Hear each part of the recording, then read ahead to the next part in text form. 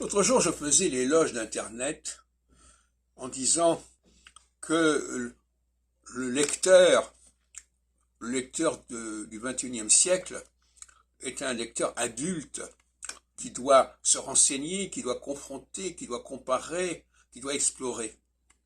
Mais est-ce que c'était pas à mettre la barre un peu trop haut? Est-ce que finalement, le rapport des gens à Internet est beaucoup moins adulte que je ne voulais le croire ou le laisser croire?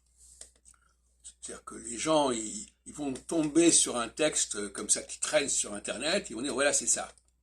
Donc, combien il y en a qui vont être capables de rassembler toute la documentation sur un sujet, tous les avis sur un sujet? Non, ils vont tomber sur un truc et puis ils vont s'y tenir en disant c'est écrit. Et à ce moment-là, c'est d'ailleurs amusant parce que du moment que c'est sur Internet, c'est plus intéressant et plus valable que ce qu'on dit oralement. Dans l'esprit de beaucoup de gens, c'est comme ça que ça fonctionne. C'est toujours le mythe de l'écrit, c'est écrit dans le journal. Et donc, il faut bien se rendre compte que l'Internet, c'est pour l'élite.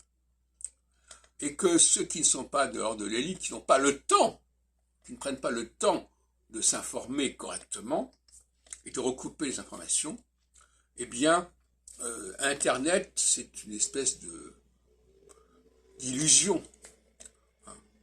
Alors, on a l'alibi en disant, ah bah oui, mais c'est sur Internet, donc on peut... Non, mais c'est bien, très bien d'être sur Internet, mais qui est-ce qui est à la hauteur d'Internet? Qui a l'estomac suffisamment fort pour digérer l'information?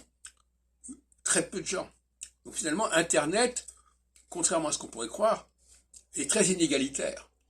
Parce qu'il y a ceux qui sont capables d'en profiter pleinement et ceux qui ne font que prendre quelque chose à gauche et à droite, comme ça, de manière un petit peu dérisoire.